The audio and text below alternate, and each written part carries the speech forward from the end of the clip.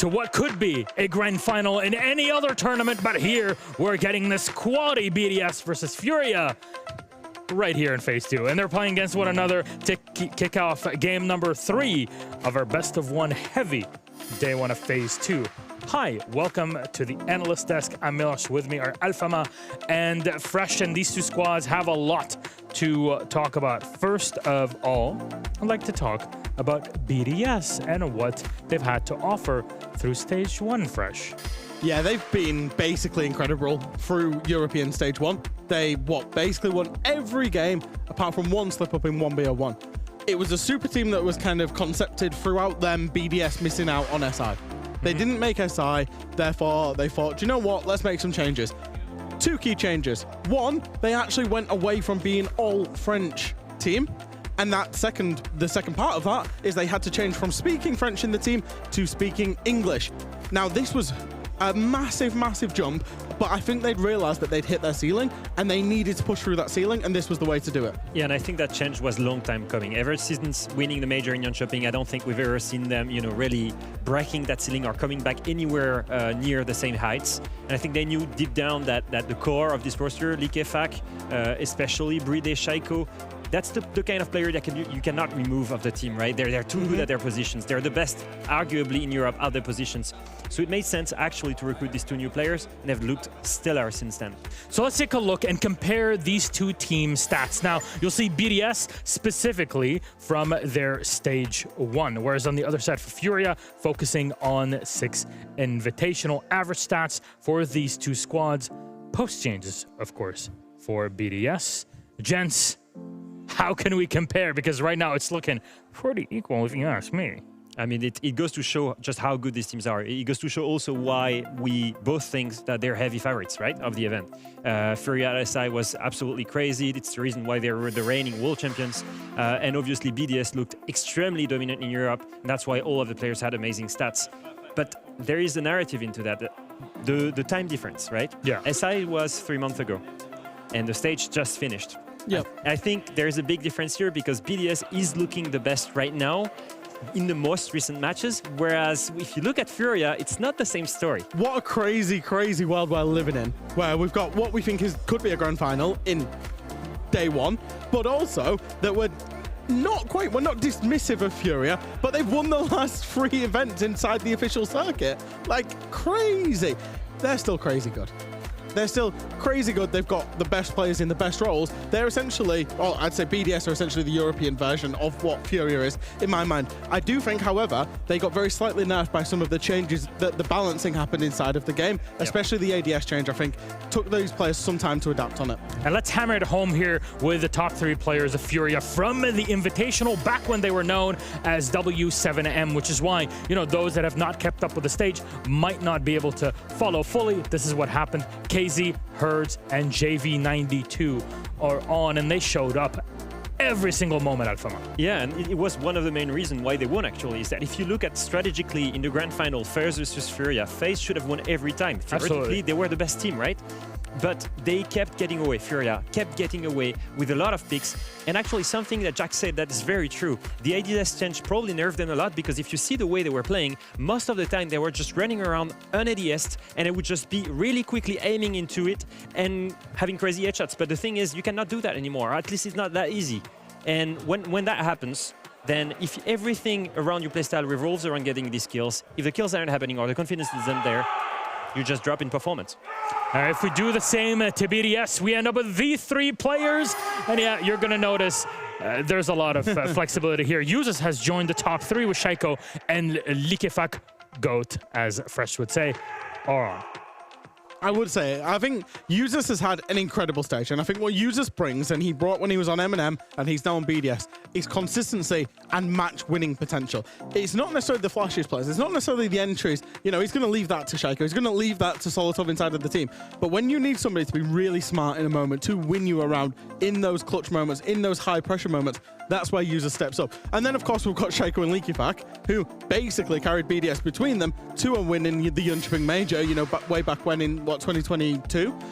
So, yeah, it's just both teams, but even BDS, full of star players right now. So we're talking into the ether at this point because there's a lot of theory involved in crafting all of this. But if we look at the vibes-based economy that is Twitch chat, what do we get from people watching? Social predictions give us 61% currently for BDS, the 39 to Furia. Of course, this is off of, I guess, our official Rainbow Six stream. Not surprised, a lot of EU shills, including myself, in the chat that are voting for this alpha map. And I have statistics to back that up, actually. I think the Twitch stat is right. If you look at the past stage, right, and you look at the straight win rate, very simple statistic. Furia has a 56% win rate versus BDS having an 85% win rate. 11 wins, 2 loss when you look at Furia, 9 win, 7 loss. Be right back. I'm just putting my channel points on Furia. That is utterly ridiculous. I've got my channel points on Furia. Maybe that statistic has changed just a little bit now.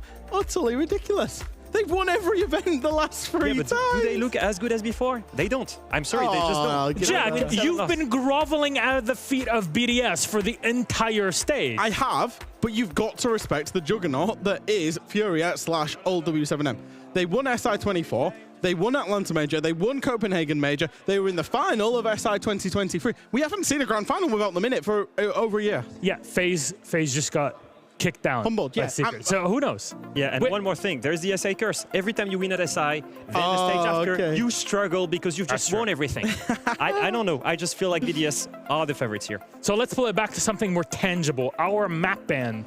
What does it look like? Well, a lot of them are going to be banned. Actually, 8 out of the 9, and we'll be given Clubhouse here, our decider, as BDS has banned out Cafe, and will take us here where they start on the attacking side. Clubhouse, I guess no more of a perfect map exists for this sort of matchup. I think it's the best map for both teams. Yeah. I'm so happy about it. I'm so happy. I think we're in front of a really, really good game right now. Because not only are these two teams probably one of the best in their regions, if not the best in their regions, but they're also both playing their best map. And they both have a 100% win rate on it, actually. Yeah, these teams have been playing Clubhouse specifically against each other for the longest time. I'm going back to SI 2023. Montreal, these teams played one hell of a Clubhouse. If I remember rightly, and I'm doing this off pure memory, and I'm getting the clocks going. If I remember rightly, W7M at the time had an insane comeback against BDS. And at one point in time, both of these two teams I've named the best Clubhouse team in the world. So we've got the best of EU, we've got the best of the world currently on both of their best maps. This is like, you have to get excited about this one. And you know what? I think we're going to pull the excitement also towards our casters. Alpha Fresh, guess who are being joined by Dez, who has finally made it back to the homeland in the UK, and Ace rejoined by his duo and pair. Gentlemen, you're both here. We got BDS versus Furia. It's going to overtime, Dez. I hope so, Tim. Almost. It's got to be, hasn't it? It deserves it, surely. The major don't start until you say that line. At least that's the way I look at it, Milosh. But I'm going to save it. I'm going to save it. All right. To see if we get there. All right. You know what? I won't take any more of your precious time, gentlemen. I know Dez is running 17 businesses as we speak and casting, so it's all yours for the game. Thank you very much, Milosh. Yes! It feels like a grand final preview is the best way to describe does, doesn't this it? one. The Desk, you've done a wonderful job hyping that one up as well, because it is that kind of game. It is very early on. Everyone's still got that chance where you've got to lose 3 or win 3 to see yourself either out the tournament or progressing. But realistically, Tim, to get your campaign underway to a strength, you want to be winning this game. Oh, 100%. I mean, when we saw the matches getting picked for the Swiss stage, I scanned down the list and immediately my eyes were just glued to this matchup. BDS versus Furia, possibly the best team in the world against the current best team in the world. Like, what a way to kick off a Swiss stage. It's absolutely unreal. I know, obviously, the Desk have spoken a little bit about Furia there, and maybe they haven't had the strongest stage one, but that just made me go and have a little look further back, Des. And I can tell you, last year, you know that year when they won every major tournament and SI? They finished 2nd and 3rd in the 2 regional stages.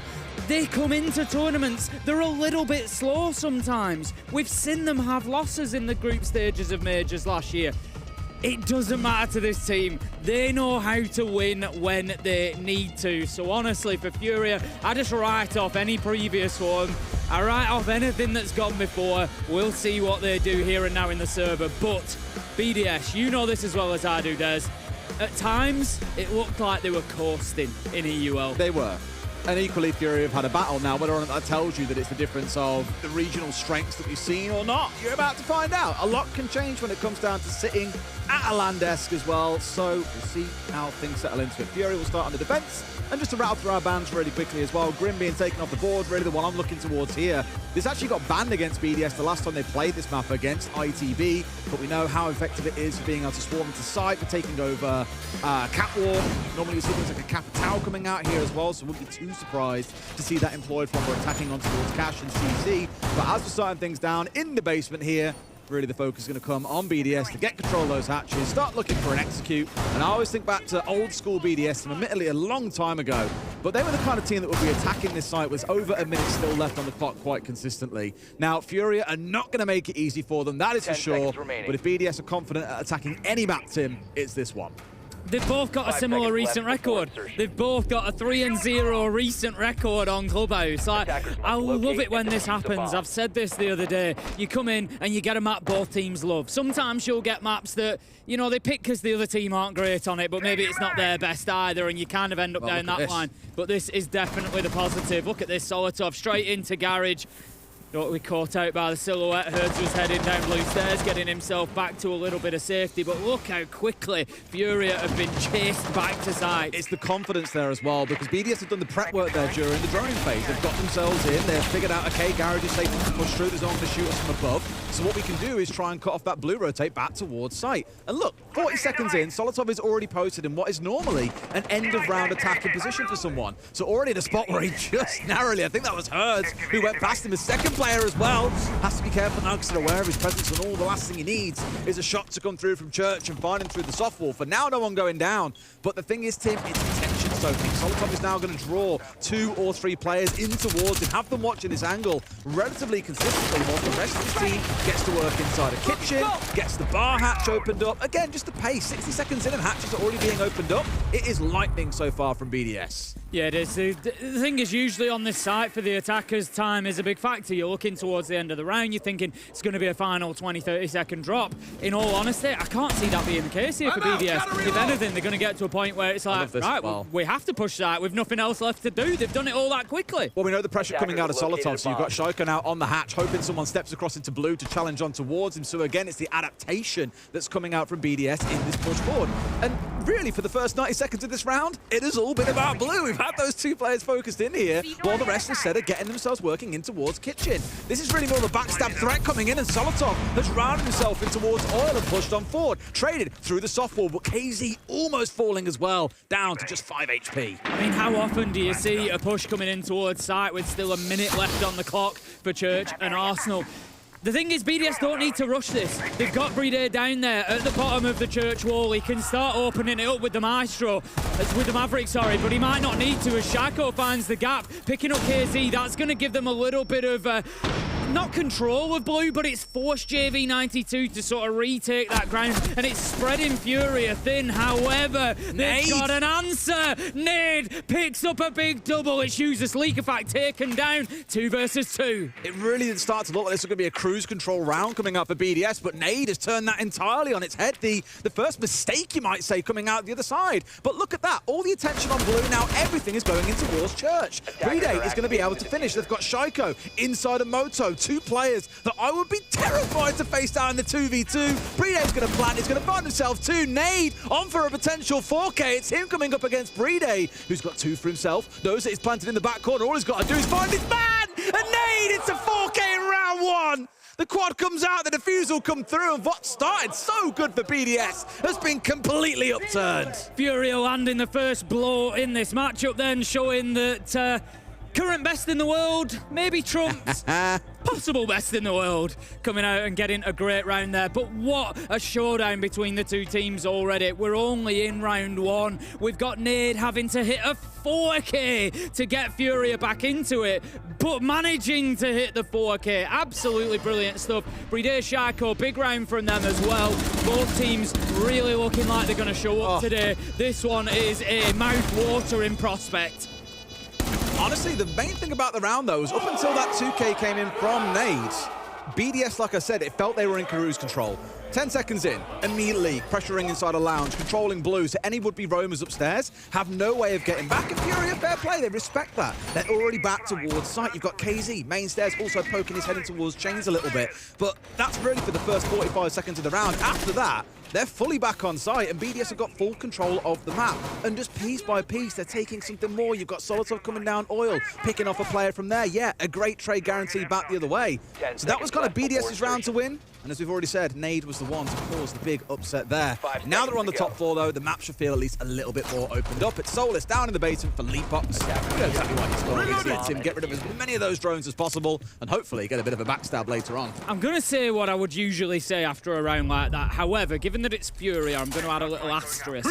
And that is, you can't rely on hero players as a team. You can't rely on having to have a player pick up a 4K to turn around. It's not always going to happen.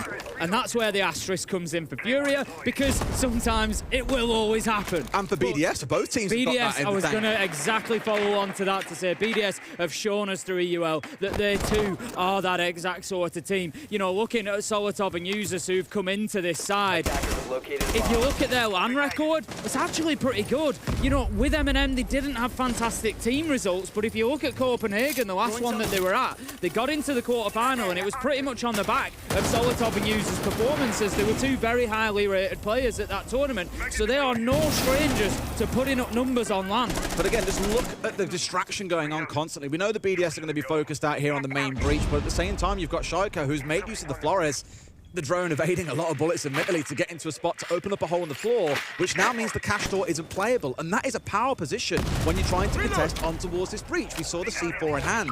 So again, BDS are considering all possible outcomes. Furia showing the max respect towards it, not trying to go too risky with things, but it does mean, again, BDS is sort of free to do whatever they want in this round. They've also got Leaky back on the Capital, let's not forget. So, the Azami of JV92 that's currently sat inside a catwalk may well be under threat. Yeah, it's going to get very difficult to stay in this position. KZ, in fact, taken out, there we go. down by those fire arrows. Brede manages to pick up JV92 at the same time. And again, Furia are in that position where they're going to need this big hero moment. There's 3 versus 5. Herds takes a ton of damage as well. I've got a feeling here that BDS are in no mood to have this one run back against them again. And again, it's the constant extra things to think about. You've got a Capital Firebolt coming in as you're being challenged from main breach. A player can't look in both directions at once. Sure, they might hit the occasional 180 flick, but I think, as you said, Tim, BDS mean business in this round, unless we see something mammoth come out of Felipox, who so far has struggled to make a big impact on this Solus. He's got a 1v5 to win, Tim. His impact that he needs just got a lot bigger as Herds gets taken out. Felipox sees one in red. Can he win his fight? No! Going to be a flawless round for BDS then, as Shaiko manages to pick up that final kill. And honestly, Des, we could not have wished for a more perfect start to this matchup. 2 of the top teams in the world coming up against each other. We were excited enough for that in itself. They've come in, they've taken a big round each. We've had a Nade 4K to pick up the first to Furia, and then we've had a flawless BDS performance to pick up the second. I was a little bit unsure about the site choice from Furia there. CCTV cache has fallen to more of a third choice. Gym and bedroom was open, so you've got to play it though, right? You've got to play part it. Of the rotation. It's not a huge thing, but it just goes to show why there's that difference, because BDS, they didn't do anything special. They got the breach opened up. They took the catwalk with Capitao. But they didn't do anything overly special, because you don't need to on that site. And BDS, great round from them. The way I look at it, it sounds bad. It's like playing against robots, and not in a way that they look like bots, as we might normally describe them. It's again just, you give them an inch and they take a mile. 2 of the kills that came in there, Furia, okay, you've exposed your beam to the drone hole, you're punished for it. You've left a pixel of an angle between the walls, between sites. They found you from the breach as well. 2 kills there that Furia were never going to be able to partake in when it came down to a gunfight, and BDS are just going to take everything for free. But for me, again, I'm most impressed by the constant, there's a piece around like attention as a pro player as well, right? You've only got so much attention you can give to something at once. If that attention is being tested and pulled in 2 or 3 different directions at once, you can get overwhelmed. We've all run into a room in ranked, for example, where you suddenly see 3 targets and you're like, oh my god, which one do we shoot? And ultimately you shoot none of them. And then you stand there thinking, man, I could have killed 3, but I was just overwhelmed. And I think that's what BDS are really exploiting in this game, is giving Furia far too much to think about in a moment. And the one angle that you ignore is where you end up getting punished from. Beautiful stuff so far. Flores gets in, they will get away with this, and no one's down below, I don't think. Will he dare try and trick it? He is going to try at this point. That's one extra thermite that's going to be taken away then, as they don't have that downstairs control. Ballsy play coming out from JV92, but the wall stays closed. The thing is, if you want to win this game and you want to get things off to a great start, then it is going to take those big moments, those big plays, that little bit of risk sometimes, gamble paying off there. We've had a lot of excellent bandit tricking, go down so far, to be fair, and I think we will see more of it as the tournament goes on. So really well played so far from Furia. They've burnt out almost half of the round. They've still got a presence out in Garage. They've still got top red. They've still got cash. BDS struggling to break them down a little bit this time, Des. Well, they had Capital last time around, which made this a lot easier to get control of Catwalk. Without that here, you're really looking at the 9 flashes they've got in back pocket to make this happen, but he sidesteps, and the trade I was going to say is there, albeit a little bit late. Shoko is in, expecting a swing to come in. It's not going to happen, and JV, Shoko steps back, but Felipox collects it. Again, great team play now being shown by Furia. There just seems to be a real lack of intel from BDS as well. Not 100% sure where everybody is. Don't know that they're being pushed. At top red, for example, JV92 managing to pick up a double. Felipox finds one, and BDS, they walked into 2 kills blindly there. The first one was Solotov into Garage. Didn't realise he was going to be swung from top Catwalk. I think he was just maybe a little bit ahead. Shaiko hadn't quite got onto the angle to watch it at that point, so Solotov gets caught out. And then your man walking into CCTV, they're just unaware that that top red player has pushed up onto the door, and they get punished again. And BDS, they cannot be giving players away like this against the Furia side that will punish you every single time you make a mistake. I think the battle there really being the site obviously was very different to where the action took place. It was that extended hold. They didn't really have tools for the extended hold itself. Like I mentioned, no Capital on side to really punish. They had a few other things like the Lion there. However, all that said, let's talk about what's going on right now, because Furia are the ones that have called in attack timeout. And you might be looking at that and thinking, wait, what? Like, they're 2-1 up. Why are they taking attack timeout here, guys? And I think a lot of that comes down to they've noticed these issues, right? You look back at round 1, yes, they won it, but they didn't really win it. Nade won it, right, with that massive 4K. So looking at it as a score when it comes round to the overall team play and the strategy, they've won they've won 1 round realistically, and that was kind of a, not cheesing, but this extended hold that came through the BDS clearly were very unprepared for. So all things, at least in my view, are kind of in favor of BDS right now. And Furia know they've got to play those same 3 sites again.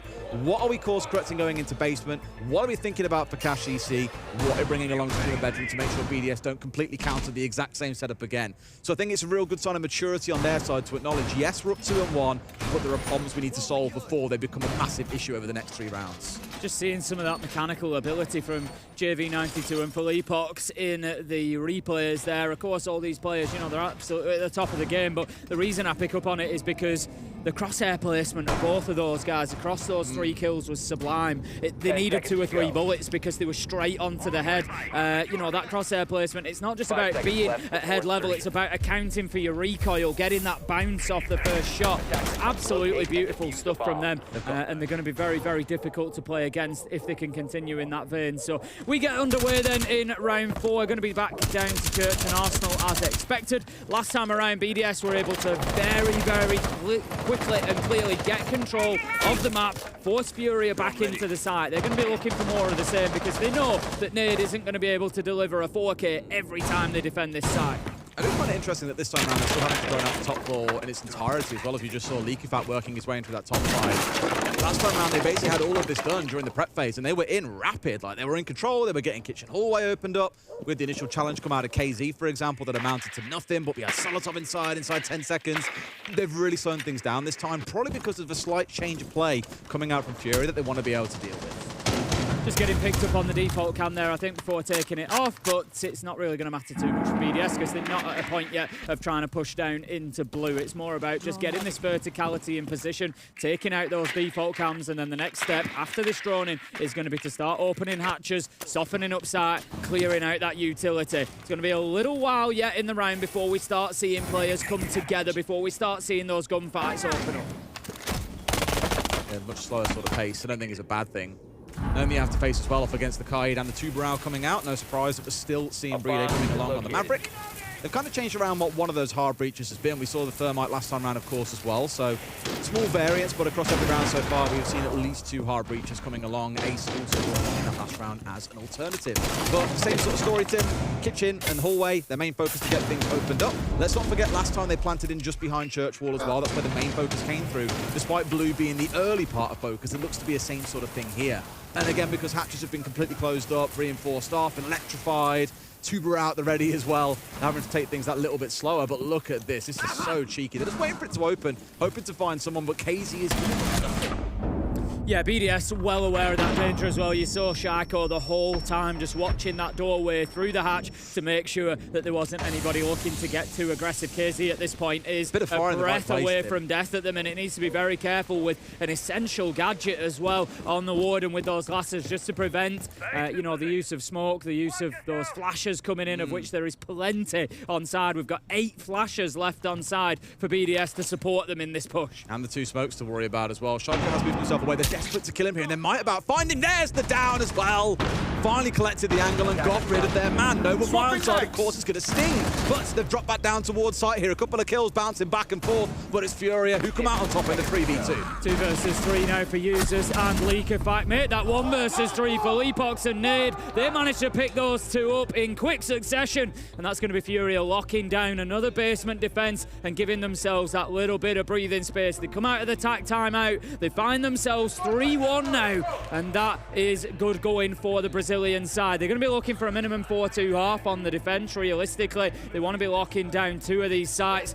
BDS need to start finding something quickly. Just don't think they anticipate. I believe it was a backstab from JV. I only saw him on the drop, and I can only assume he's coming from kitchen there after working his way up main stairs, but has got himself into a great position to get a couple on the back of it.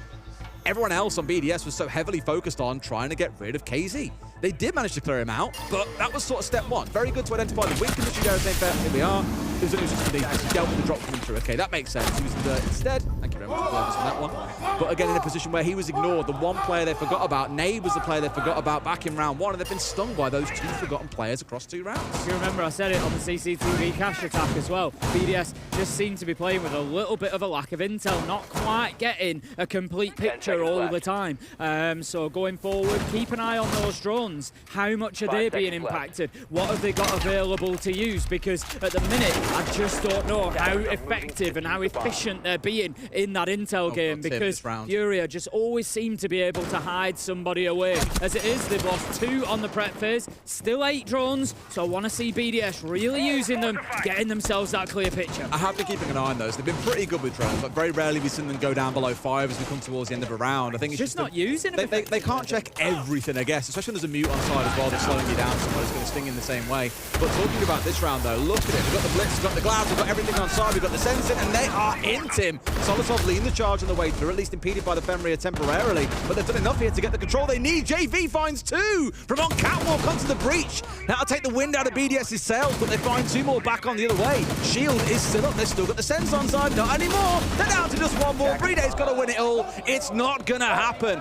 I love the way that Fury have approached this game so far, Tim. Sitting quite far back, not trying to get too aggressive, but when they've got to flip the aggression on, my God, do they go from 0 to 100 quickly. I almost shouted it out as they went in through the breach. As Solitov raced in on the Blitz, I could see a silhouette out on catwalk, and I thought, oh, this is a bit of a risk here. You know, you've not dealt with that player. And it may well be that they were just trying to, you know, you can hold an angle, you can prevent him looking across, you can just get yourself into top red. It's fine. It's not a major problem.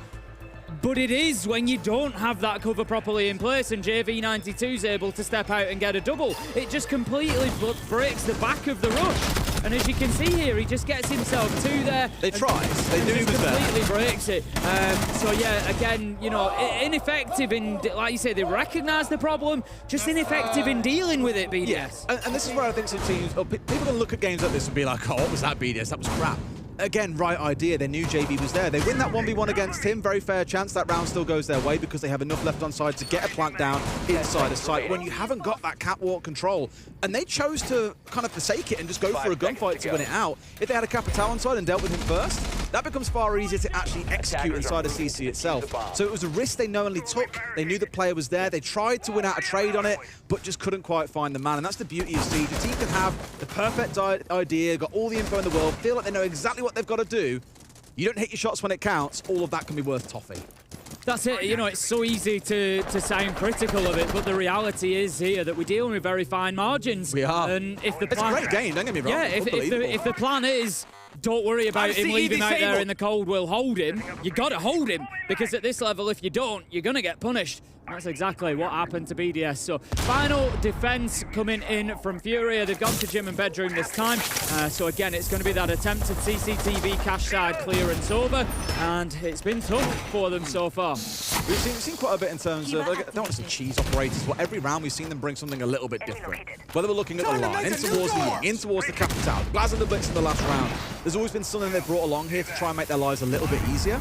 A lot of it very focused around the execute, and that is Leaky Fact's job here. He's had a slow start to this game so far, sat at 1 and 4, but here he's so critical as a piece to get this one done. You've still got to deal with Herds on the Warden, of course, as well, but for everyone else, expect a lot of white screens. I think they're aware of the FNAT there, hence Solotov throwing over the EMP just to try and support that drop going in. They need to make sure they are dropping logistics if they're going to do, because there you go, the FNAT didn't have time to reactivate. In goes Leak of Fact, in behind the smoke. Candelas can be used as well, but elsewhere, Herds manages to pick up users, and Leak of Fact feels like he's got himself stuck in a little bit of a corner there, a little bit of a problem for him. KZ is genius here, identifying that no one's on the south balcony because JV92 has got cash control on the other side of the map, and he's doing so much slowdown work here, and they've got an absolute kill lane set up. Herds going nuclear, a 3K in the round. Tim, you said about not relying on hero plays. Well, my God, the BDS need one. It's a 1v2 for the demon himself, Shaiko.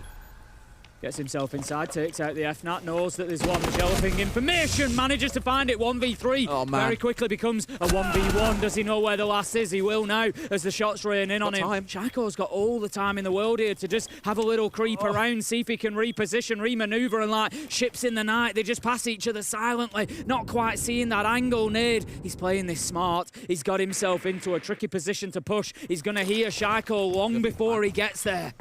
And I was going to say, he's still got 2 drones alive here as well, so he's got quite a lot that he can get done. Make use of the Kivas against them. Brilliant, let's go for it. Should be able to look for this plant here as well. They've got the watch on it now, knows that he's rotating his way through. There's only really one place he can be, and I imagine he's got a watch here inside of Jim. Must know that this one's coming. Comes off as well. He's got 15 seconds to play with Tim. This one's looking ropey, of course he does! The sixth sense of a god! Shaiko with a 1v2.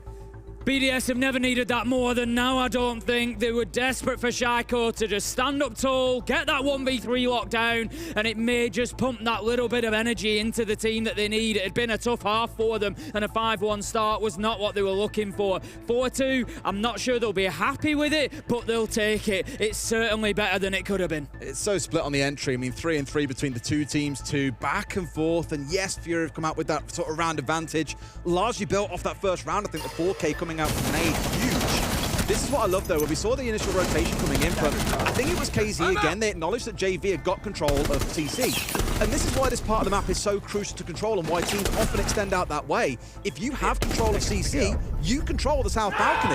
And so in that case, KZ acknowledges, okay, they're not going to be contesting inside of Jim. I know that the doorway is blocked off by a castle. I know that behind me no one's on the balcony. Steps across, opens up his own castle barricade, and then can stop bathroom being opened up.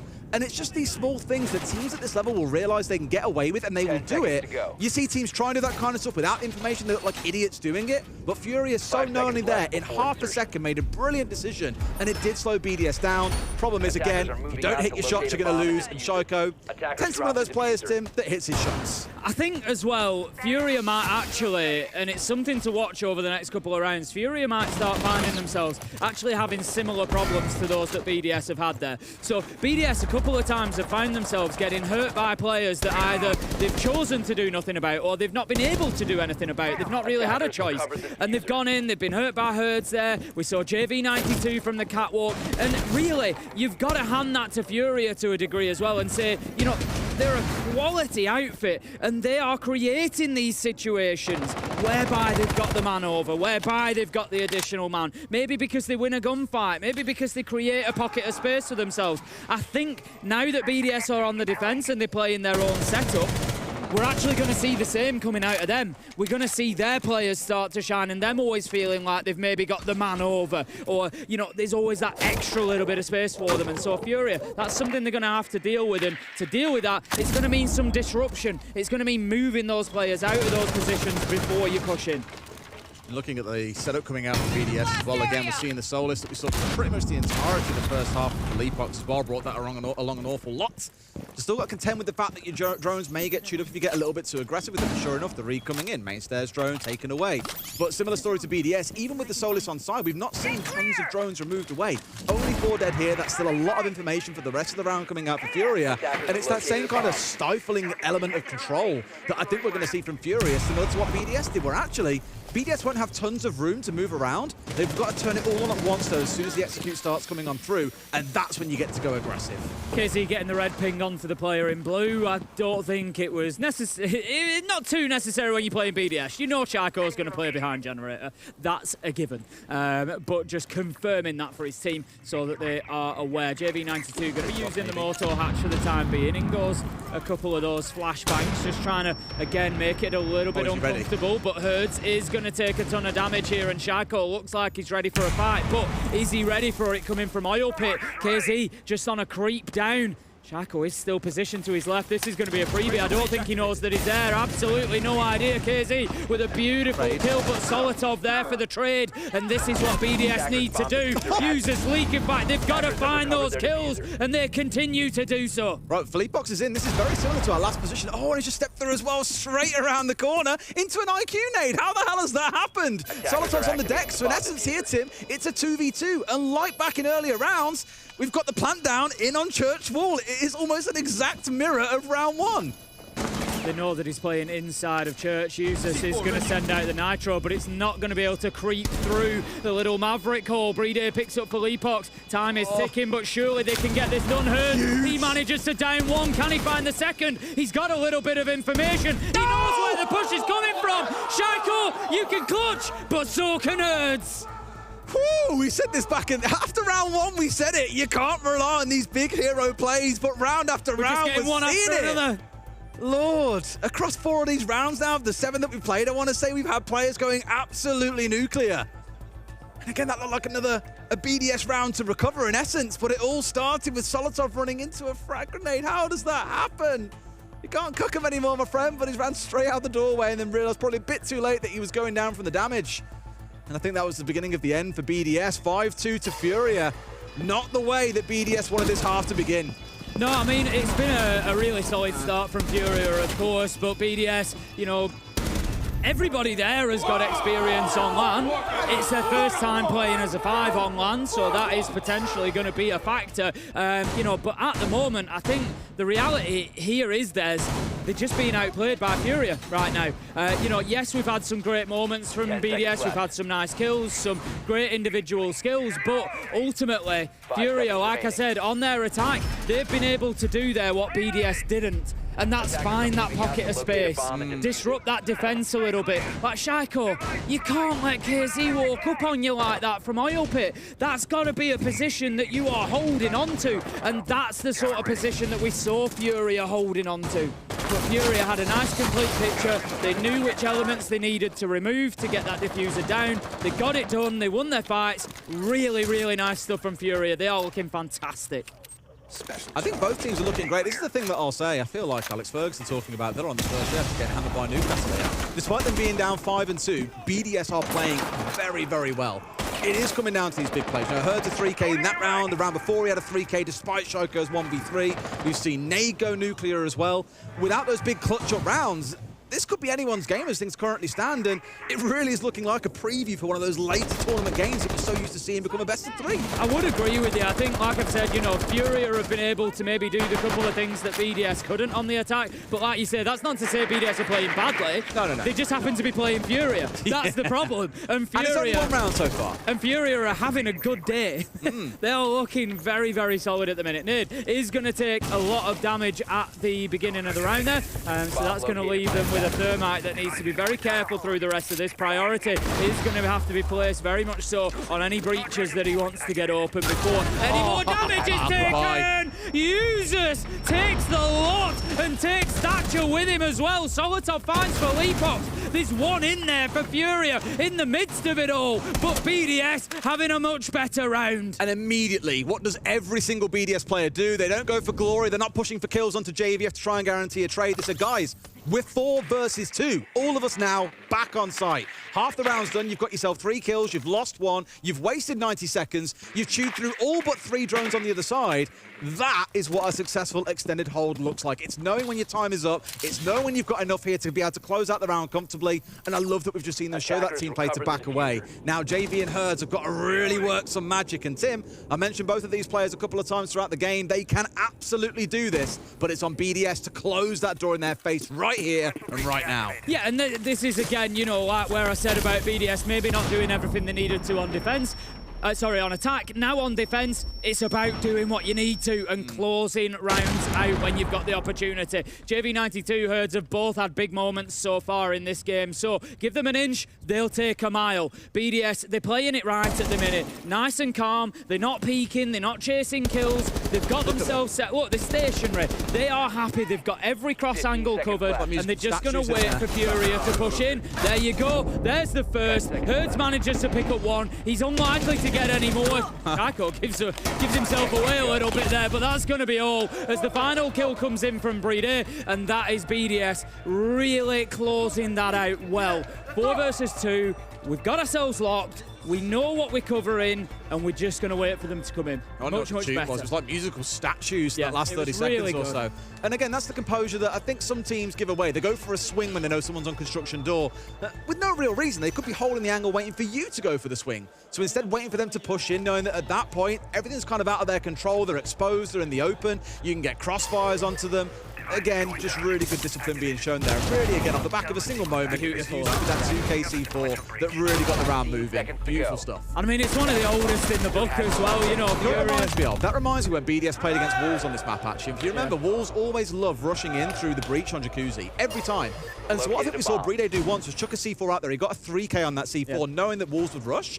I haven't seen Wolves do that rush since, because it feels like teams start to figure them out. And that there, to me, looks very well prepared, like they know that it's not going to be a rush, but Furia are going to move at pace as soon as that wall starts getting opened up, and users just find it to perfection. So a great little bit of counterplay coming out.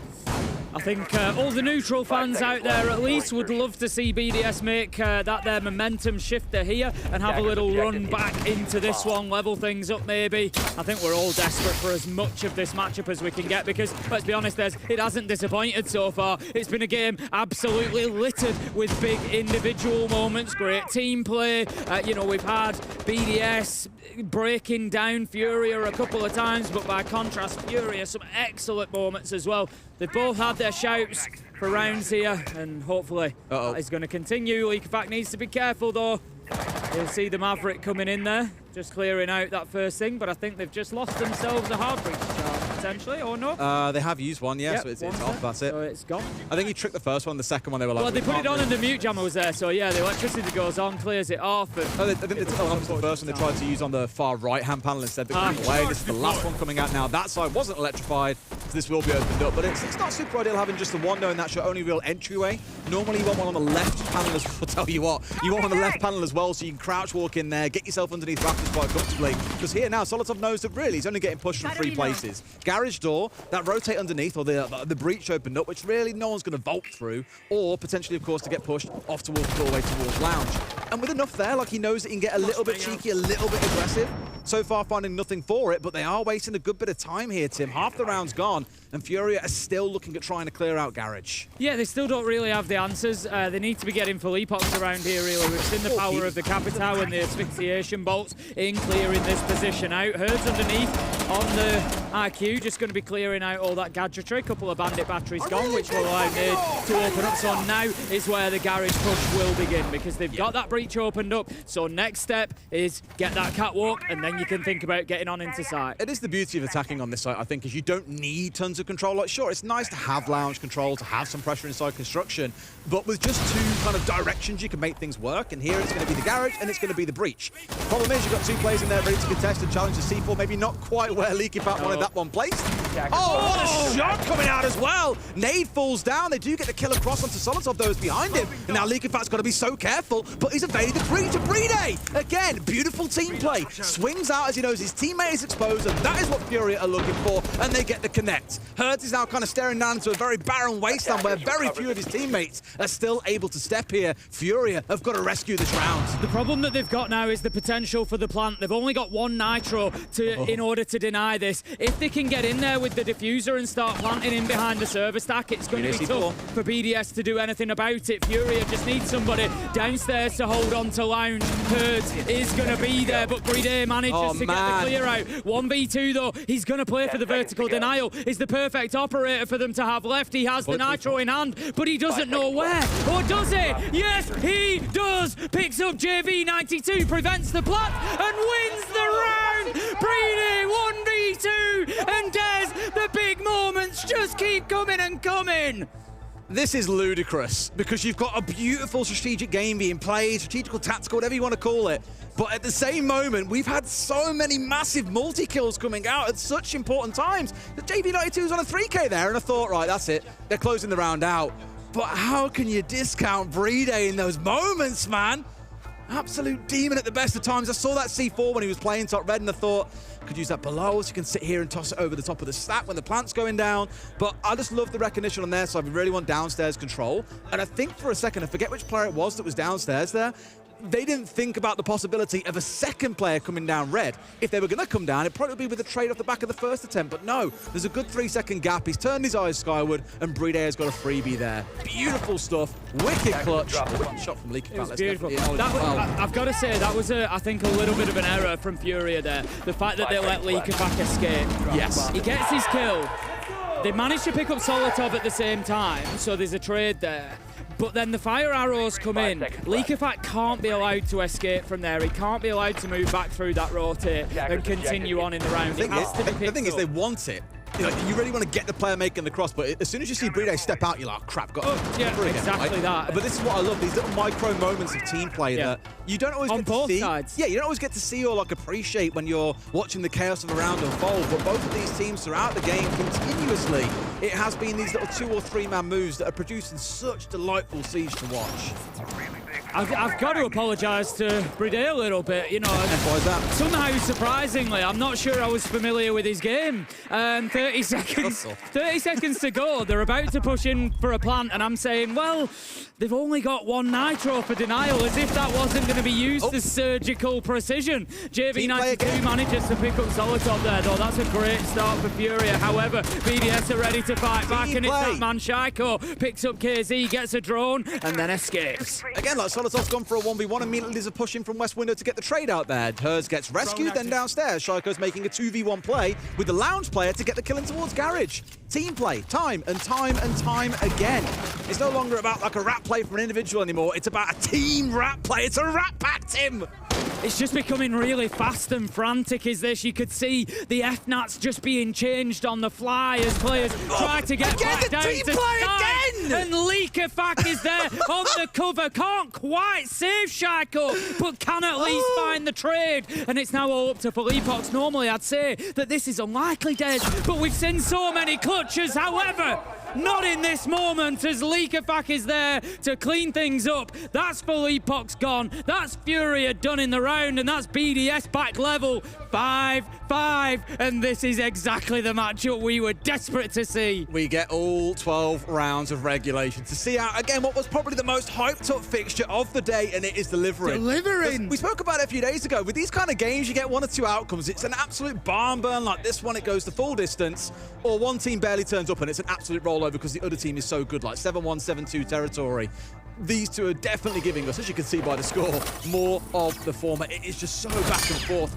Shot. That's 2 rounds now where he's hit. Leakyfac's on shot like well, the thing is, Tim, he wasn't earlier because I was sweating buckets. He's in my fantasy team and he was like 3-7. And I was like, mate, you're costing me points this game. But now he's back up to 7-8. He's brought it back online. I'm loving it. The only downside is, Tim, I've also got KZ in my team. He's 3-9. I've got Solotov. He's 4-9. It's not looking so good. I mean, you're ahead of me, so it's looking fantastic right now. Hey, look, we hold the top 2 spots. We are the top 2 spots. If you need some help with your fantasy team, hit up Designated Consultancy Services. We've got you sorted. Who'd have thought it? Who'd have thought? Let's get into it then, round 11, and we are at the sharp end of what has been potentially one of the best matchups, certainly of the day, if not of the tournament so far. And we've seen some absolute bangers. The G2 Liquid game is loud in my mind still, but Nade, he's going to be loud in Leakafac's mind as he manages to find him, trying to pick up a little spawn peak, and that's the Solace gone. Big loss. I respect it, because both teams, I'd say, have been relatively conservative in their gameplay so far. Like, looking back at the first half, Furia, very defensive, giving over large parts of the map. Good night. Absolute beauty there. Back in that first half again, Furia gave away large parts of the map to BDS. In the second half, we've seen BDS get a little bit more cheeky, but never enough for a spawn peak. So I actually like mixing the tempo up a little bit, hoping to catch Furia off guards. But at this level, teams are very rarely going to make a simple mistake like giving away a spawn peak to a very standard position. A doorway, for God's sake.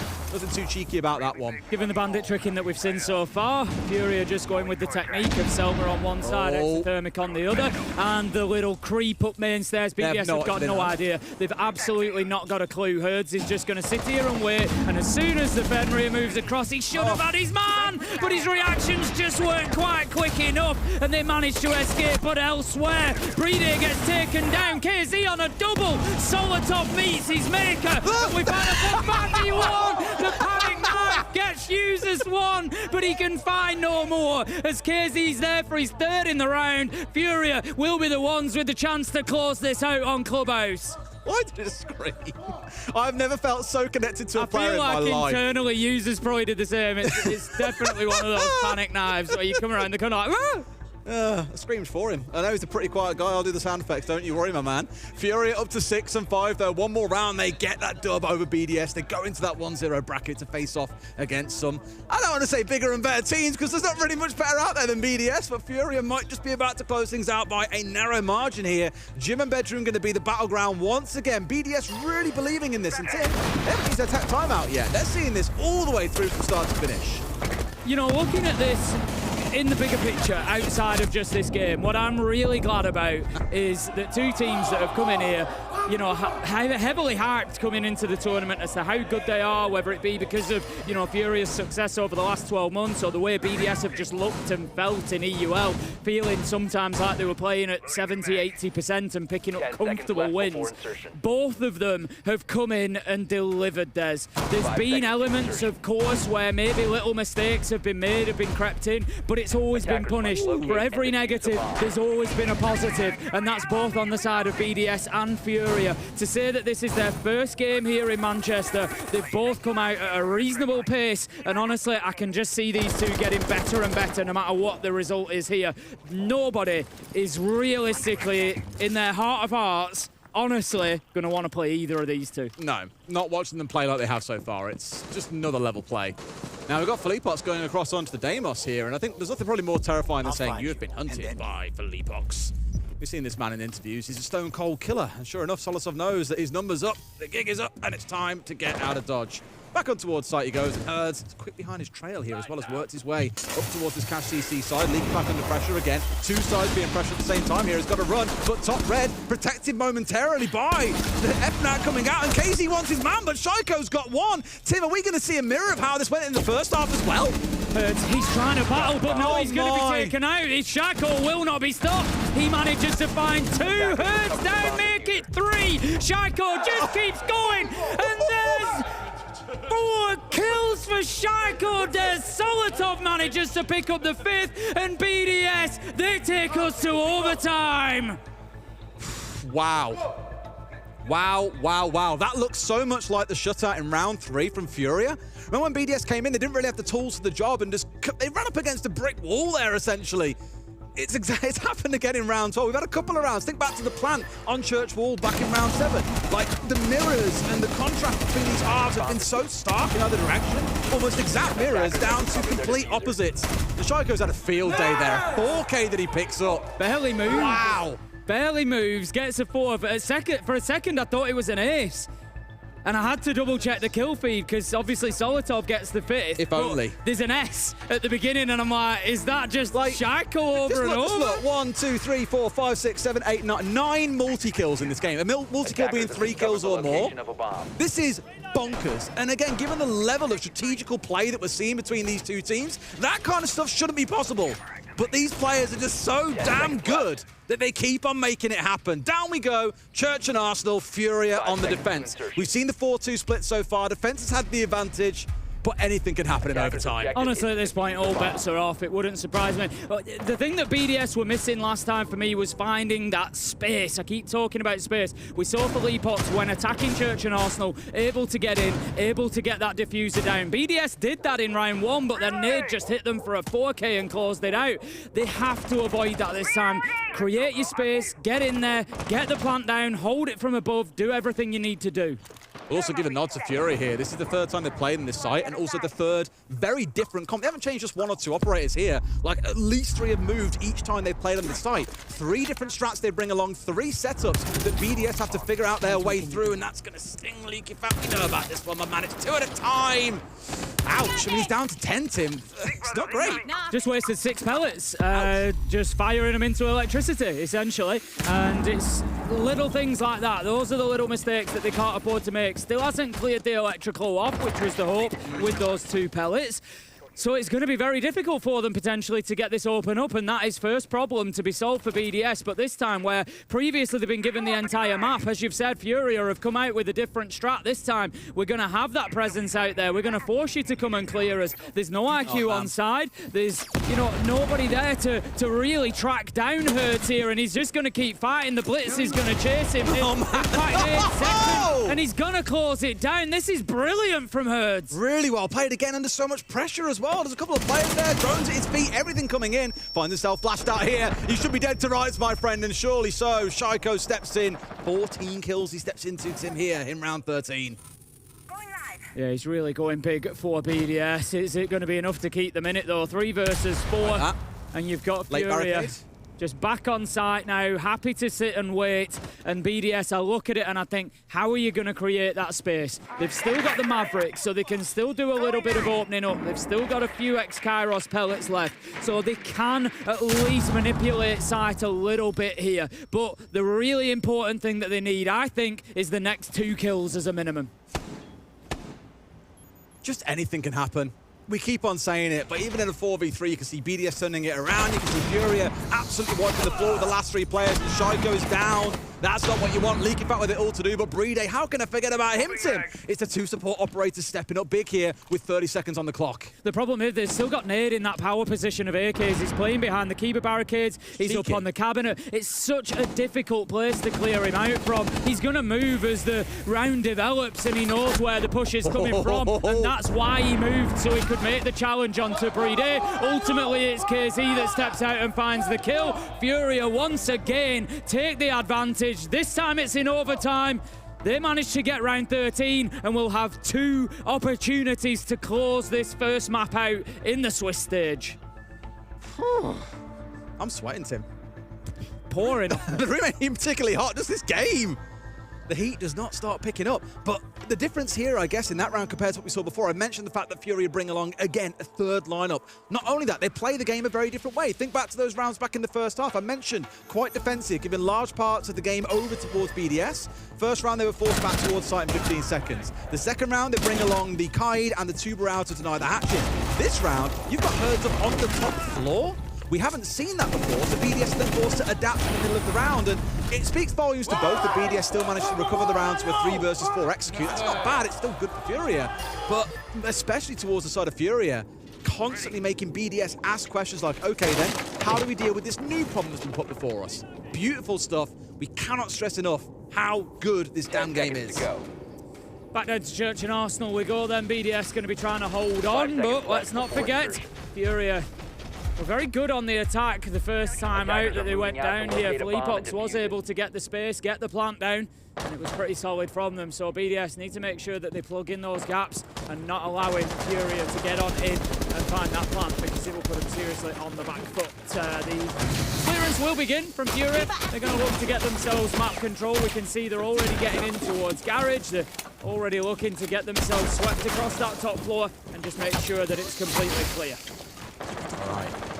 Pretty sure we don't see another big KZ backstab, right? This time around he's on the Capital rather than the Ash as well. Very different role in the round itself. 30 seconds in, they're already at the bottom of main stairs. I'll give both teams have had some rounds where they've moved incredibly quick, and again, I'll never forget round one. Solotop, 12 seconds inside, he's already staring in towards blue stairs. Like, beautiful stuff. Also going to find Dirt being worked on. So far we've got Dirt being pressured. Probably going to see something out towards blue side as well, as we've seen a couple of times. That has been a very good distraction, if nothing else. And knowing that Shaiko's going to be playing, obviously, Shaiko's spotting behind Generator, you know that the man that's really hitting his shots today, at least, is the other side of the map. And I'm not saying they've moved over here because of that, but you do at least avoid that problem for now.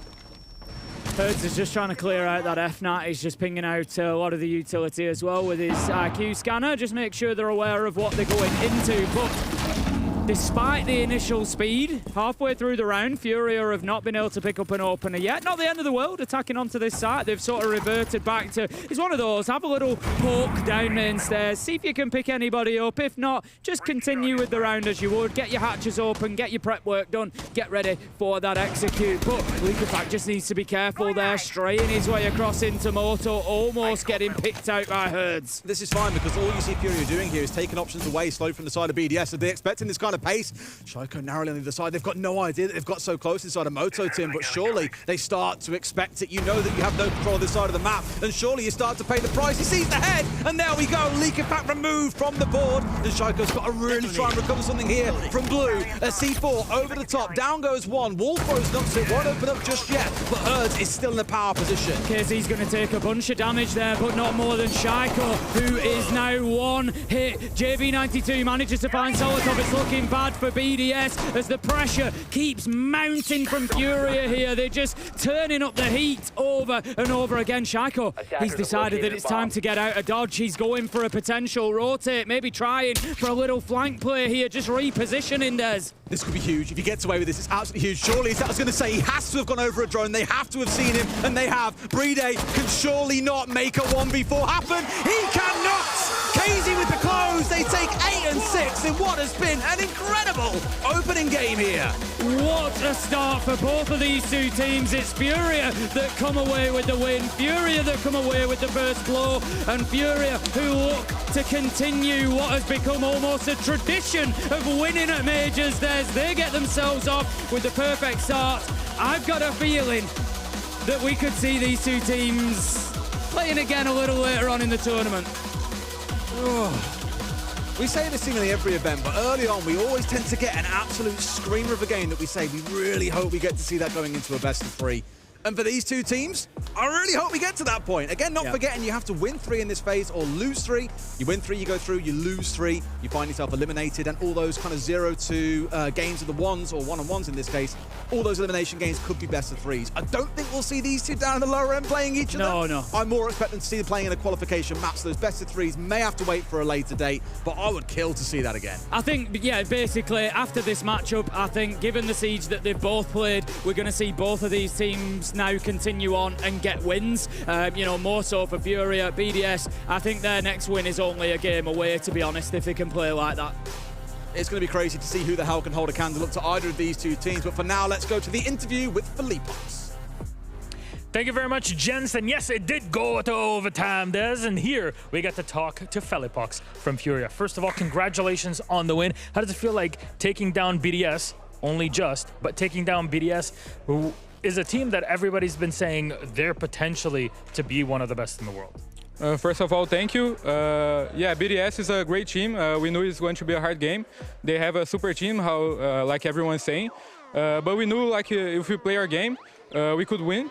And then we did that. Maybe on 5-2 we slipped some rounds away, like maybe we could finish earlier. But it was a tough game. They played really well, and glad we could get the win. And how do you prepare for a team like BDS? Because even though there's a lot of people talking about them, they are yet to be really proven on LAN, right? Yeah, so they played online on EU League, right? But they played Malta series and they won, so that's a LAN. And they have a super team, like I said. I respect each of them guys, but today it was us who got the win. Absolutely. Everybody looked kind of activated in here, which during the stage, if you'll allow me here, Furia sometimes did not look great. It was only recovery later on in it. What do you feel you've been able to focus on and change going from stage 1 in Brazil to now the major in Manchester? It was really difficult for us to adapt to this new meta. So we weren't play really well on the stage, during the stage. But during this bootcamp, we had like 15 days of bootcamp, 20 days, I don't know. And we saw that we are playing like really better. Like we weren't playing like ourselves like in the stage, and now we are pretty confident, like in all nine maps. So now it's another major for us. And now, I mean, you're still yet to figure out, who you're playing against officially later on. Is there anybody that you really want to play against in Phase 2? No, not really. I want to play everyone. Like to be champions, we know that we have to win against everyone. So no specific team. All right, thank you very much for joining us here. Congratulations on the game. We'll be seeing Felipox and Furia playing later on today. We're going to take a quick break. When we get back, we'll be on the desk for an interview with Likevak from BDS.